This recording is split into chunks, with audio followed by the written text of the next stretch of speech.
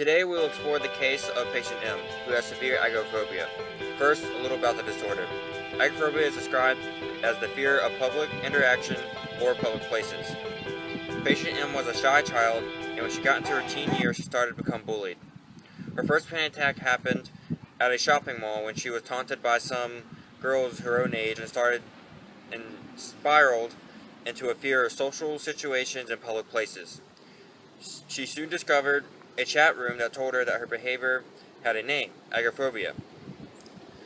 She started seeking help from a specialist. Let's watch patient M's first meeting with her therapist to learn more about the diagnostic criteria for agoraphobia.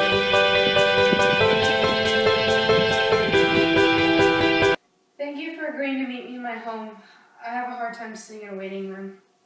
That's perfectly fine. Do you often have trouble in public places? Yeah, I do.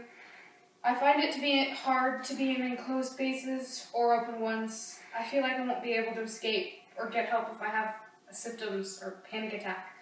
I really hate being alone. Do you ever leave the house? Only if one of my parents is with me. Okay. How long has this been going on? A little over 6 months, I think. Why? Okay. I think it's safe to diagnose you with agoraphobia and a panic disorder. I'd like to start therapy as soon as possible. Where are we going? We're confronting your fear. Now that we have learned about the constitutes disorder, let's learn how to treat it. Patient M is seeing a behaviorist therapist who focuses on the environment of the patient and how to undo any maladaptive behavior, which is behavior that is undesired and counterproductive to health and life of the patient. The first is aversion therapy, which pairs undesired behavior with an uncomfortable result. Like if patient M avoids the elevator, she has to sit in the open for 5 minutes. There is systematic desensitization, which hopes to introduce slowly the feared stimulus in order to make it comfortable with the patient. But the therapy that Dr. A uses is called flooding. This is where the patient is thrown right in the middle of the feared stimuli in order to teach the patient that they will be okay. Let's watch patient M experience this flooding. I'm scared. It's gonna be okay. I want to go home.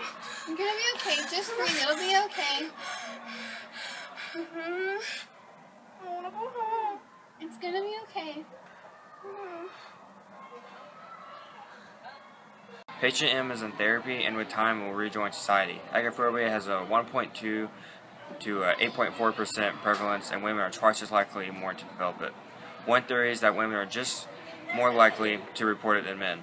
Other risks include a blood relative that has a disorder or having a traumatic incident as a child and is not linked to any specific culture or race.